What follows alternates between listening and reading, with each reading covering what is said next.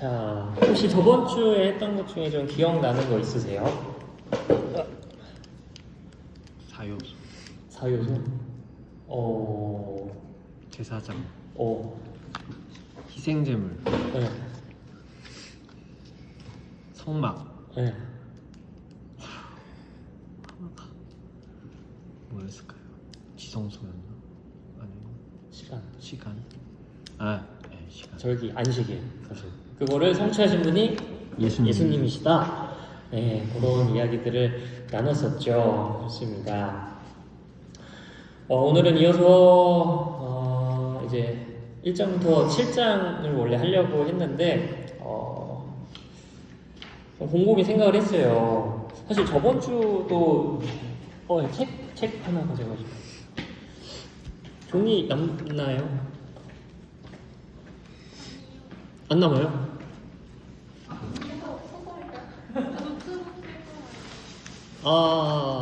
괜찮아요. 네? 이걸 좀 땡기면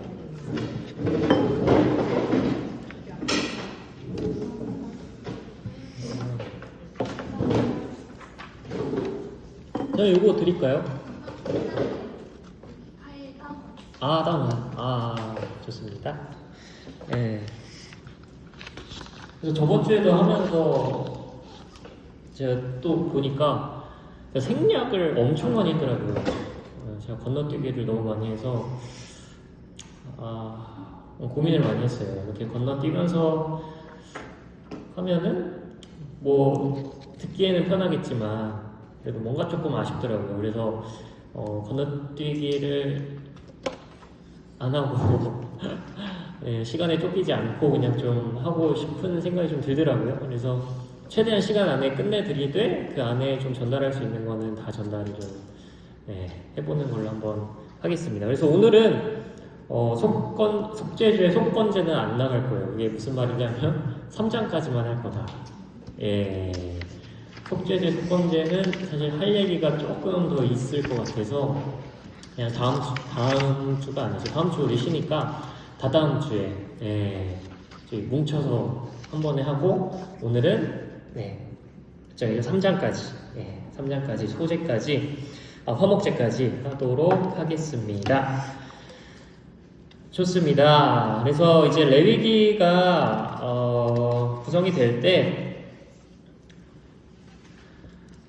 1장에서 5장은 평신도들을 대상으로 하고 있어요. 그래서 오늘은 이제 그 부분을 볼 거고, 사실 레위기 하면은 용어가 많이 헷갈려요. 이 말이 이 말 같고, 저 말이 저 말 같고, 좀 많이 헷갈립니다. 속건제, 속죄제, 화제, 번제, 너무 많이 나와가지고, 이거를 좀 정리를 하면서 해야 될 것 같아요. 그래서 제가 1장 들어가기 전에 먼저 좀 용어 정리를 조금 해드리려고 가져왔는데, 제사의 종류가 딱 5개가 있어요. 5개. 한번 읽어볼까요? 5개 보이시죠? 네. 번제, 소제. 한번 안 읽어도 되겠다. 번제, 소제, 화목제, 속죄제, 속건제. 이렇게 5개가 있어요. 들어보셨죠? 번제, 소제, 화목제, 속죄제, 속건제. 혹시 이거를 나는 설명할 수 있다. 그래도 여러분들 미리 읽어 오셨으니까.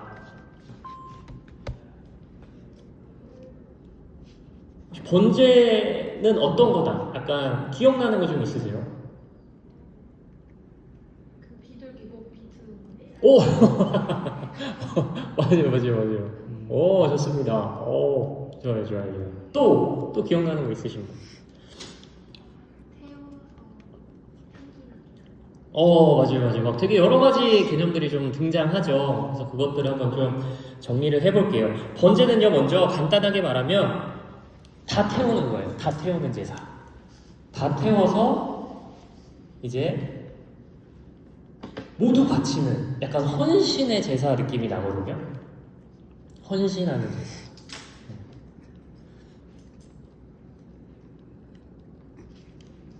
이것도 예수님이 성취를 하십니다. 이거 번제할 때 한번 볼게요. 우리가 제사를 배우는 이유가 이제 요것들 안에서 또 우리가 사실 거의 신약만 알잖아요. 그래서 예수님이 하신 일들이 이제 있는데 그것들을 되게 표면적으로만 압니다. 근데 우리가 제사를 배우면 예수님께서 진짜 이런 것들을 우리 대신 해주셨구나, 이것들을 성취하셨구나, 그것들을 조금 더 구체적으로 우리가 볼 수 있거든요. 그래서 조금 더 입체적으로 성경을 또 예수님의 사역들을 볼 수 있습니다. 그래서 이건 되게 하면 너무 좋아요. 소제는 감사제예요. 감사. 네. 감사하는 제사. 근데 유일하게 이게 곡식을 쓰는 제사거든요. 유일하게 곡식을 써서 하나님께 감사를 표하는 제사입니다. 네.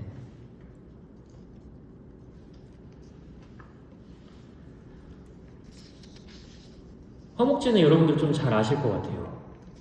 그리고 이 소제도 예수님이 성취를 하시고요. 이것도 소제할 때 얘기를 할게요. 화목제 잘 아시죠? 네. 하나님과 우리 사이. 오, 맞아요. 화목하게 하는 제사. 근데 이게 하나님과의 화목도 포함하고 이웃과의 화목도 포함해요. 네. 그래서 이것도 약간 감사하고 찬양하고 나누는 좀 그런 성격을 가지고 있죠.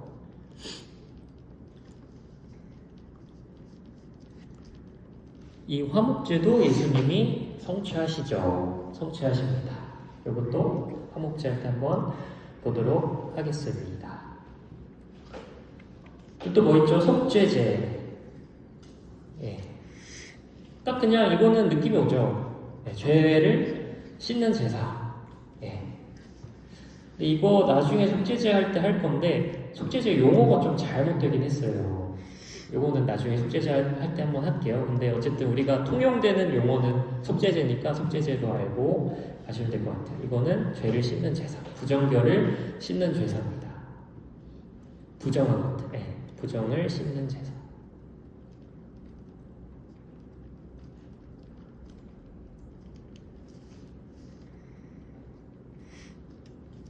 속건제는 뭘까요?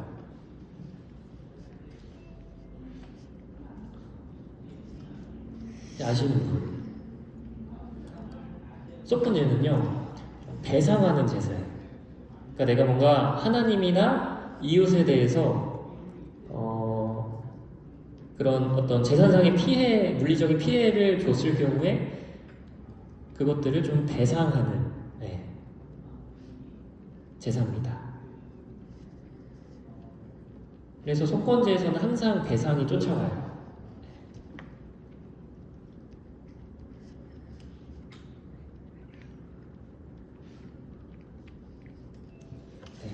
그래서 사실 밀양은, 여러분 밀양 아시죠? 밀양은 틀렸습니다. 기독교는 항상 하나님께 그러니까 용서를 구하는 것이 다가 아니라 배상까지 가는 게 기독교예요. 그리고 이때부터 이미 하고 있죠. 속건제. 이 피해를 다 배상을 해야 됐습니다. 그것도 더 얹어서 배상을 했어야 됐습니다. 여기 밑에 보시면 표를 제가 하나 뽑아왔는데 잘 정리가 되어 있어서 이제 가져왔어요. 범죄, 소제, 화목제, 속죄제, 속건제 이렇게 있고 제사의 기능이 각 제사마다 다 달라요. 그래서 번제는요 좀 하나님의 진노를 누그러뜨리는 제사인데 이것도 번제에 가서 조금 자세히 한번 해볼게요. 그리고 소제는 성화, 뭔가 나의 누룩을 제거하는. 소제할 때 제사 드릴 때 누룩은 절대 넣으면 안 되거든요. 그래서 그런 의미들이 있고요. 화목제는 화목하는 거. 화해. 속죄제는 아까 말씀드렸던 그 죄를 씻는, 부정을 씻는 정화. 그리고 속건제는 배상인 거고요. 그리고 우리가 죄에 대해서도 좀 알아야 돼요. 죄가 어떤 속성을 가지고 있고 어떤 특징을 가지고 있고 어떤 죄들이 있는지. 그래야 우리가 죄를 알고 죄를 좀 이렇게 멀리하고 죄가 이렇구나 하는 걸 알아야 내가 이렇게 죄를 분별하잖아요. 그래서 죄를 아는 것도 중요한데 죄의 속성 중에서 이제 번제 같은 경우는 하나님의 진노를 일으키는 그런 속성을 위해서 이제 드려지는, 그러니까 진노를 좀 가라앉히는, 예, 하나님의 어떤 그 화를 좀 풀어드리는 그런 제사고요. 소제는 이제 달콤한 유혹, 예, 그러니까 죄의 어떤 그런 유혹하는 그 속성이 있어요. 그것들을 좀 이렇게 경각심을 일깨우고 거기로부터 좀 멀어지게 하는 그런 제사라고 보시면 되고요. 화목제는 이제 관계 파괴하는 그 죄를 이제 그런 죄의 속성을 드러내고 이제 화목제를 통해서 다시 관계를 화목하게 하는 그런 또 제사고요. 속죄제는 오염시키는 죄의 속성을 또 드러내고 또 그런 오염을 또 씻는 그런 제사고요. 속건제는 마찬가지로 이제 아까 보상과 마찬가지로 그런 죄의 속성, 그러니까 빚을 지게 한다라고 표현을 해놨는데 어쨌든 그 히브리 개념에 죄에는 히브리 개념의 그 죄에는 죄책도 포함이 되거든요. 그러니까 이게 무슨 말이냐면 내가 죄를 지으면 그거에 대한 책임이 무조건 따라요. 그거에 대한 책임이 있고 뭔가 내가 배상을 해야 되고 보상을 해야 되고 그 개념이 무조건 따라오거든요. 그래서 그거를 좀 이야기하는 게 속건제고요. 그래서 처리 방법은 한번 쭉 보시면 되고요.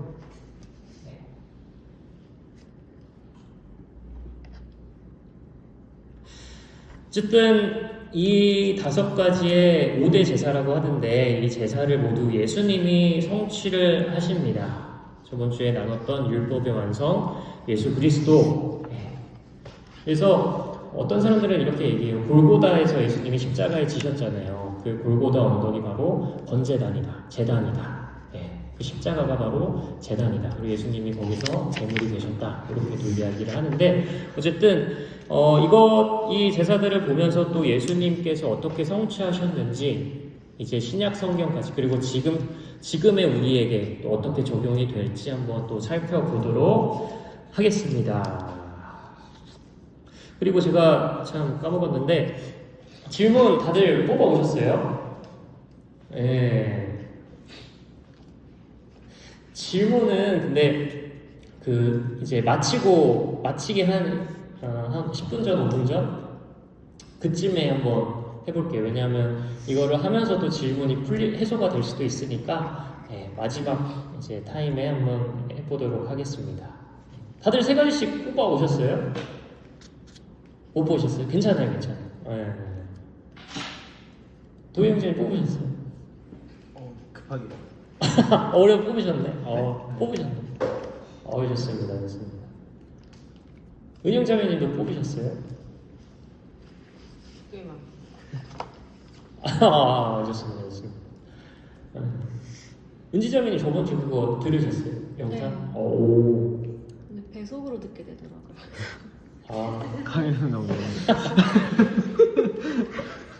딱 좋아요. 몇 배속? 1.5까지. 1.5 빠르네요. 1.2로 많이 보다가 1.5까지. 좋습니다. 제가 말을 조금 더 빨리 해볼게요. 아니요. 그 이제 애매해져요. 네, 지금 유지해주세요. 애매해져. 돌리게 되면. 진짜. 알겠습니다. 넘어가세요. 제사의 또 방식이 있어요. 방식이 있는데 용어가 또 어렵습니다. 어려워요. 용어가 또 잘못된 것도 있거든요. 여러분 그래도 성경 읽으시면서 아마 좀 익숙하시죠? 들어본 적은 있으시죠? 거제, 요제, 전제. 나는 좀 들어봤다. 강현자매님 들어보셨고. 네? 알겠습니다. 은지자매님도 들어보셨고. 민수는 뭐 당연히 들어봤겠지. 성경 3독에나 좋습니다. 도희형제님도 들어보셨을 거고. 못 들어봤어요? 전제는 처음 보고. 전제. 전제는 조금 약간 덜 나오긴 해요. 좋습니다. 거제는 좀 어떻게 기억하고 계세요? 이거 하고 계실까? 혹시 민수 형제님께 한번 여쭤봐도 돼요? 아, 오케이. 거제가 네, 조심하세요. 거제가 이게 그 단어만 보면은 거제가 거가 약간 들어올리는 그런 단어잖아요, 그죠? 네. 근데 이게 잘못 좀 이해가 된 단어입니다. 이게 문자적인 의미는요, 거제가 받쳐진 거예요, 받쳐진 거. 네. 근데 올려 받쳐진 거. 그러니까 하나님께 올려진 거. 이런 의미거든요. 그래서 이거를 들어올리는 제사로 이해를 해버린 거예요. 그래서 거제가 된 거예요. 네. 그래서 엄밀히 말하면 정확한 의미는 거제는 11조, 봉헌물, 헌금 이런 걸 의미하거든요. 하나님을 위해 성전에 바쳐진 제물, 그 의미예요. 막 옛날에 저 성경 공부할 때 막 거제를 이렇게 드는 제사라고 좀 얘기를 많이 들었거든요. 그렇게 배웠었는데 그게 아니라 성전에 바쳐진 거를 통틀어서 거제라고 합니다.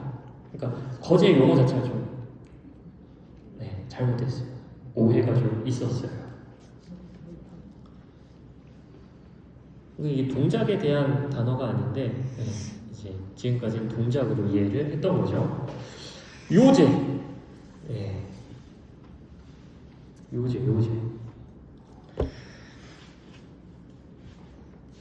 요거는 저는 옛날에 성경 공부할 때 이렇게 들어서 흔드는 제사로 많이 들었거든요. 아마 요제 이거 단어도 요가 막 흔드는 그런 아마 뜻이 내포돼 있을 거예요. 그래서 막 들어서 흔드는 제사를 요제라고 좀 배웠었어요, 옛날에. 근데 사실 요것도 잘못된 거예요. 요제가 오히려 들어 올리는 제사예요. 그러니까 요제가 거제예요, 원래. 뭔가 좀 오해가 단단히 좀 있었죠.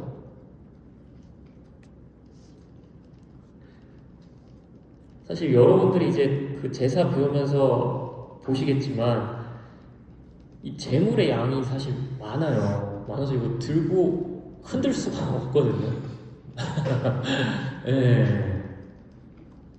들고 흔드는 제사가 아닙니다. 그냥 이제 여러 명이서 같이 드는 거. 그거를 요제라고 합니다. 단순히 그냥 들어 올리는 거죠. 요게 이제 좀 그 제사를 바치는 동작을 의미하는 용어예요. 요제. 나중에 많이 나오는 거예요. 원래는 그래서 거제라고 하는 게 맞는데 우리도 뭐 헷갈리니까 그냥 요제라고 합시다. 그냥 여러분들만 알고 계세요. 좋습니다. 넘어가세요. 전제. 이거는 번역이 잘 됐어요. 죽는 제사. 전제로 부어졌다. 예수님에 대한 그 언급이 나올 때도 한번 이제 등장하는 걸로 아는데 전제는 붓는 제사입니다. 그래서 주로 포도주나 뭐 곡주, 맥주, 네? 맥주?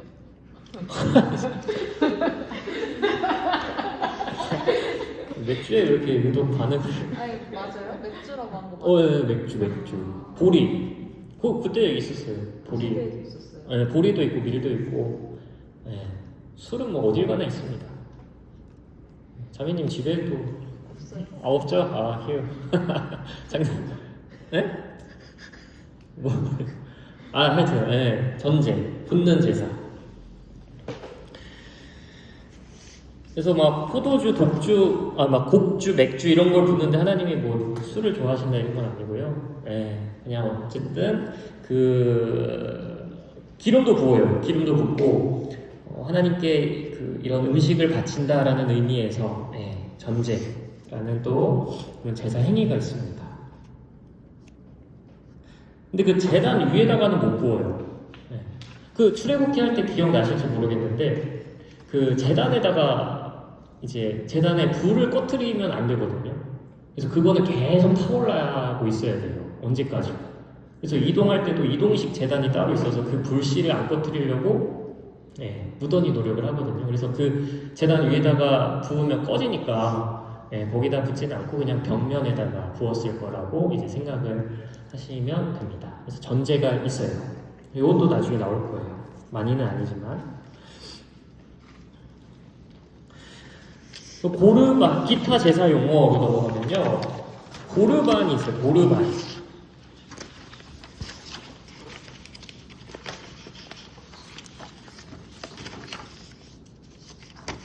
고르반은 뭘까요? 이건 조금 들어보셨을 것 같은데. 아세요?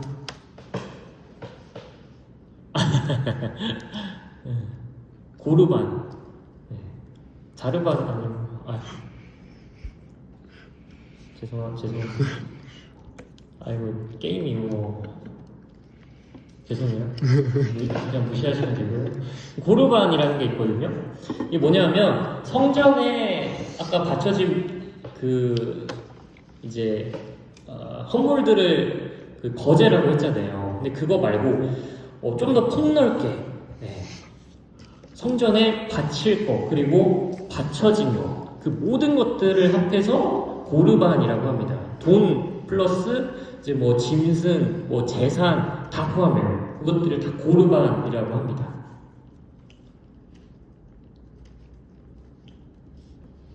요게 신약에 한번 등장하는데 한번 찾아볼까요? 마가복음 7장 11절입니다.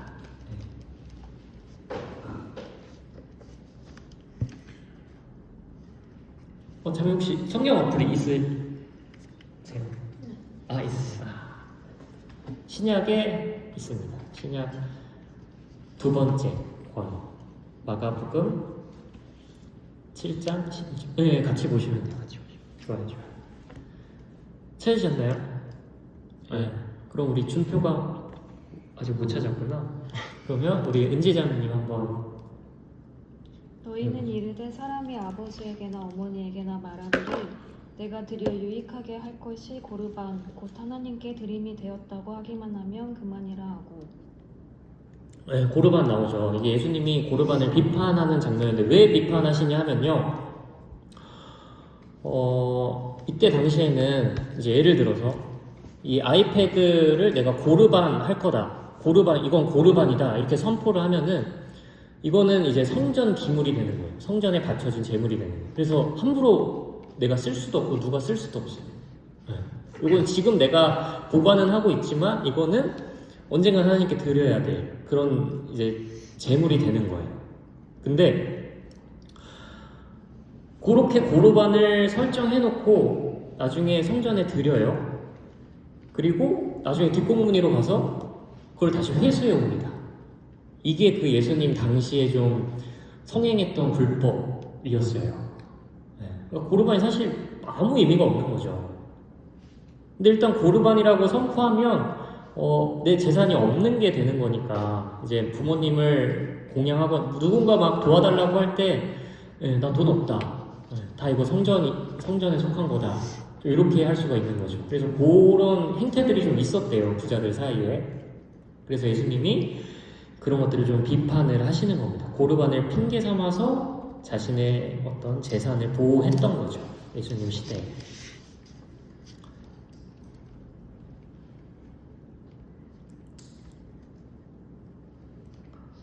자, 그리고 화재. 요거는 좀 느낌 온다, 그죠? 네, 불로 태우는 제사, 그죠? 근데 이것도 좀 전혀 아닙니다. 불이 하나도 안 들어가요. 이것도 좀 오해가 좀 비롯됐는데 화재가 히브리어로 이셰예요. 이게 좀 자주 등장하는 히브리어가 아니라서 좀 오해가 생겼는데 이셰는 그 선물, 곡물, 소유물 이런 걸 좀 뜻하거든요. 특히 음식 재물 이런 걸 뜻할 때가 많아요. 이게 정말 고대 언어라서 좀 오해가 조금 생겼는데 그래서 이 화제는요 불로 태우는 제사가 아니에요. 예. 음식 제사, 음식 재물, 네, 재물, 음식 재물, 푸드 기프트. 네. 그게 화제다. 이것도 종종종 나올 겁니다. 네. 그래서 이것도 뭐 음식 재물이 사실 제일 정확한 번역이긴 한데 이것도 헷갈리니까 그냥 우리끼리 화제 나오면 아 이거 음식 재물이구나 이렇게 좀 인지를 하시면 좋을 것 같아요. 좋습니다. 넘어가세요. 죄의 구분. 저 오늘 설교 중에 한번 살짝 언급을 했는데 페샤 언급했죠. 기억하시죠? 네, 네, 페샤. 일단은 죄가 세 가지 정도로 나뉘어져요. 비고의적인 죄, 그리고 고의적인 죄, 그리고 진짜 이거는 용서할 수 없는 죄. 네. 그래서 용서할 수 없는 죄는 아까 설교 중에 말씀드렸던 페샤. 네. 이건 진짜 하나님한테 손가락질 하는 거라고 했죠. 하나님을 모욕하고 하나님을 대항하는 거, 하나님께 맞서는 거, 네. 하나님이 세우신 것들을 욕되게 하는 거.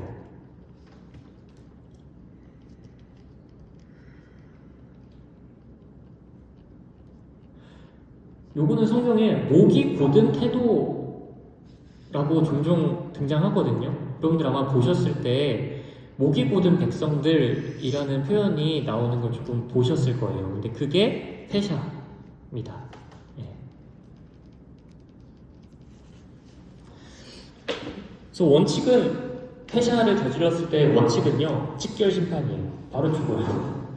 예, 진짜 바로 죽어요. 바로 죽거나 아니면 질병에 걸려요. 나병. 네. 정말 심각한 죄거든요. 하나님을 모욕하고 하나님을 욕되게 하고 하나님께 반역하는 죄. 그래서 몇 가지 예시가 나오긴 해요.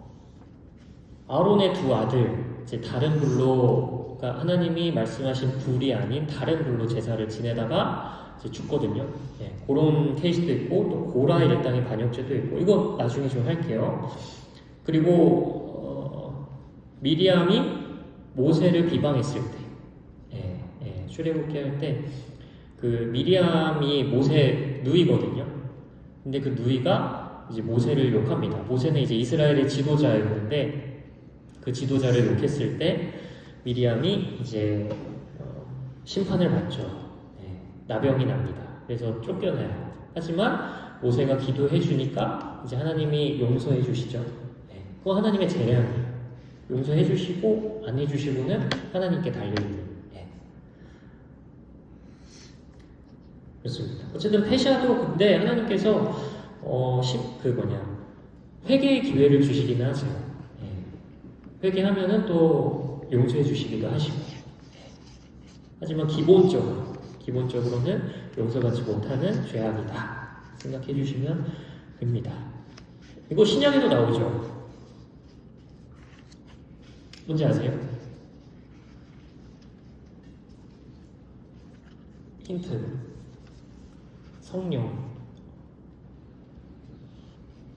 다들 아시는데 모르시는지. 성령 회방죄 있거든요.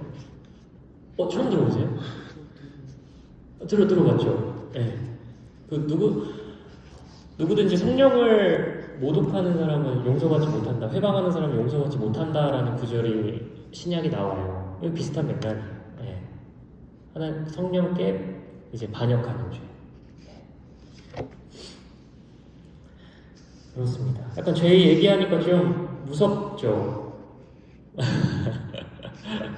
죄가 좀 무섭습니다. 근데 무서워야 돼요. 그래야 경각심이 생기고 죄가 얼마나 파괴적이고 심각한 것들인지를 알아야 또 내가 죄를 멀리할 수 있기 때문에 항상 이 하나님을 경외하는, 하나님을 또 너무 막 하나님이 잘해주신다고 막 친근하기만 한 게 아니라 또 하나님을 좀 두려워하는 그런 이제 신앙의 자세도 우리에게 필요한 거죠. 고의적인 죄는 뭐 아시다시피 뭐 의도성이 있는 죄, 그리고 비고의적인 죄는 뭐 비슈가가라 해서 실수예요, 실수. 네. 그리고 용서 불가능한 악행, 그러니까 용서받지 못하는 죄에 제가 속죄를 적어놨는데, 요거는 제가 조금 이따가 한번 성전 오염하면서 조금 얘기를 드려볼게요. 그리고 추가적인 죄에 관련된 용어들이 있어요. 이게 우리나라는 그냥 죄잖아요. 근데 히브리는 그게 아니에요. 죄도 막 종류가 되게 많아요. 그게 이제 헤트, 아샤, 아본, 페시아, 마할인데,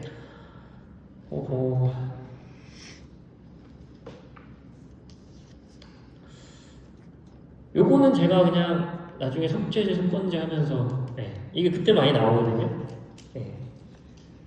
그래서 여기서 기억해야 될 거는 제일 심각한 죄가 페샤, 그리고 마할이에요, 마할도 비슷한데 페샤랑,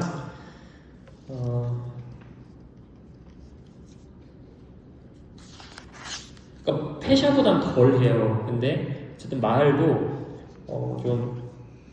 하나님께서 좀 많이 싫어하시는 죄입니다.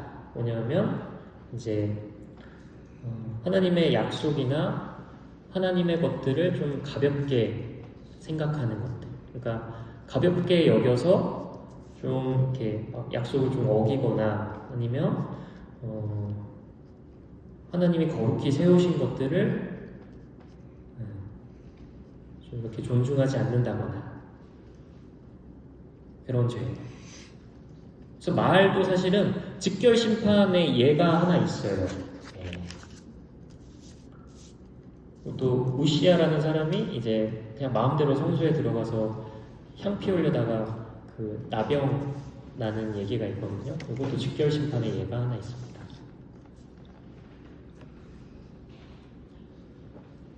네. 어쨌든 하나님이 싫어하시는 죄다. 이것도 나중에 속건제 할 때 한번 조금 다뤄보도록 할게요. 넘어가시면 이제 성전에 대한 이 표가 하나 있죠. 보이십니까? 왼쪽엔 성전이 있고 맨 오른쪽엔 또 이스라엘 백성이 있고 가운데에 피, 죄, 부정, 오염, 정화, 그리고 맨 밑에 땅이 있고, 이게 무슨 표냐 하면요, 쉽게 말하면 그 약간 블루투스예요. 그러니까 백성이랑 성전이 연결되어 있어요. 그러니까 하나님이 동일시 하시거든요. 그래서 백성이 죄를 지으면 성전이 오염됩니다. 백성이 부정하면 성전도 부정해져요. 동일시 하세요.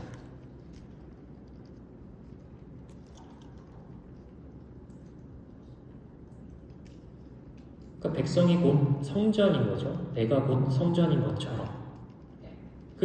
그 신약에서만 보던 개념이 이제 구약에서도 똑같이 있는 거예요, 사실. 그러니까 구약에 있는 개념이 신약에 그대로 옮겨온 거죠.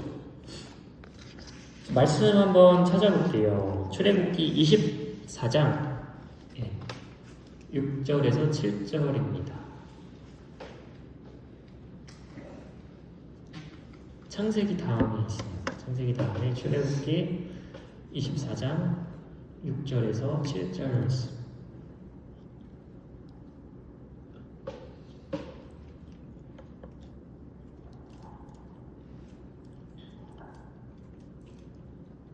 찾으셨나요? 은영자님 한번 읽어주시나요? 모세가 피를 가지고 반은 여러 양푼에 담고 반은 제단에 뿌리고 언약서를 가져다가 백성에게 낭독하여 듣게 하니 그들이 이르되 여호와의 모든 말씀을 우리가 준행하리이다. 아멘. 이게 이제 언약식인데 요거 절차를 되게 하나님께서 그러니까 그때 당시에 결혼식처럼 좀 진행을 하세요. 그래서 이스라엘과 하나님의 결혼식 같은 느낌이거든요. 그래서 이스라엘이 하나님의 신부가 되는 그런 좀 느낌이 나는데, 어쨌든 근데 보시면 피를 반으로 나눕니다. 그리고 백성에게 뿌리시고 또 반은 제단에 뿌리십니다. 이게 뭐냐면 같은 운명 공동체라는 거예요. 예. 같은 운명 공동체. 너희가 성전이고 성전이 너희다.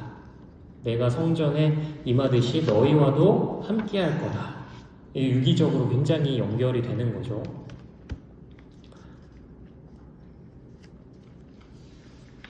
그래서 실제로 레위기에서 그런 말을 많이 해요. 성전이 오염되는, 성전을 정결케 하는 그런 이제 예식들이 많이 나옵니다. 그래서 주기적으로 좀 성전을 정화시키죠. 주기적으로 백성들의 죄를 정화를 하는 겁니다. 어쨌든 내가 의도적이지는 않지만 실수로라도 짓는 죄들이 있기 때문에 이제 주기적으로 정화를 해야 되는 거예요. 근데 더 특이한 게 있다면 성전이 더러워지면은 땅도 더러워져요. 땅까지 이어집니다. 땅이 더러워진다. 그 표현이 굉장히 많이 나오는데 땅이 부패한다고도 표현을 하거든요. 근데 땅이 부패하면 사람을 토해냅니다. 이 표현이 그대로 나와요. 그래서 굉장히 유기적인 거예요, 사실. 그래서 이렇게도 생각해 볼 수 있을 것 같아요. 지금의 자연재해들, 대만에 또 엄청 큰 태풍이 온 것 같던데, 장난 아니던데, 거의 쓰나미급으로 파도 치던데, 보셨어요? 하여튼 그런 자연재해들이 어쨌든 좀 인간의 죄가 좀 땅을 오염시킨 결과가 아닐까, 그렇게도 생각을 해볼 수가 있을 것 같아요. 노아의 홍수도 땅이 심히 부패했을 때 발생하거든요. 그래서 그런 자연재해도 우리가 그냥 자연적으로 일어났다 이렇게도 뭐 생각할 수는 있겠지만, 어쨌든 성경적으로 보면은 땅이 이제 사람들을 토해내는 그런 또 하나의 작용일 수도 있다. 그래서 사실 크리스천의 역할이 큽니다. 우리가 의롭게 서 있으면, 죄에 타협하지 않고 더럽혀지지 않은 채 거룩을 지키고 서 있으면 이 땅도, 이 민족도, 교회도 부패하지 않을 수가 있는 거죠. 그 아브라함의 이야기 기억하시죠? 아브라함의 이야기가 뭐냐면, 그 하나님께서 소돔과 고모라라고 하는 굉장히 좀 타락한 성을 이제 심판하러 가실 때 아브라함이 그 하나님께 묻습니다. 하나님, 그 소돔과 고모라에도 의인 50명이 있으면 심판하시겠습니까? 하나님이 의인 50명 있으면 심판 안 하시겠다고 하세요. 40명 심판 안 하시겠다고 하세요. 30명 심판 안 하시겠다고 하세요. 20명, 10명 심판 안 하시겠다고 하세요. 근데 이제 그 밑으로는 숫자가 나오진 않거든요. 10명에서 딱 끝나긴 하는데, 어쨌든 10명의 의인이 있었으면 그 부패한 소돔과 고모라, 그 죄악으로 번성했던, 죄악이 가득했던 그 소돔과 고모라도 의인이 10명 있었으면 심판받지 않았을 겁니다.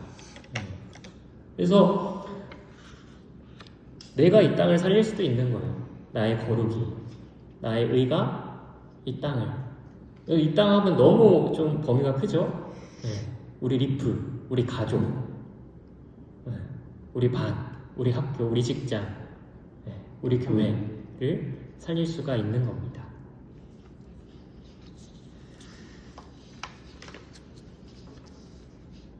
좋습니다. 혹시 여기까지 혹시 질문 있으실까요? 조금 개념들이라서 조금 낯설기도 하시고 좀 어렵기도 하셨을 것 같은데, 편하게 뭐 질문 있으시면 한번 해주시면 좋을 것 같아요. 없으시면 우리 잠깐 쉬었다가 하도록 할게요. 우리 43분인데 55분에 모이기로 하겠습니다.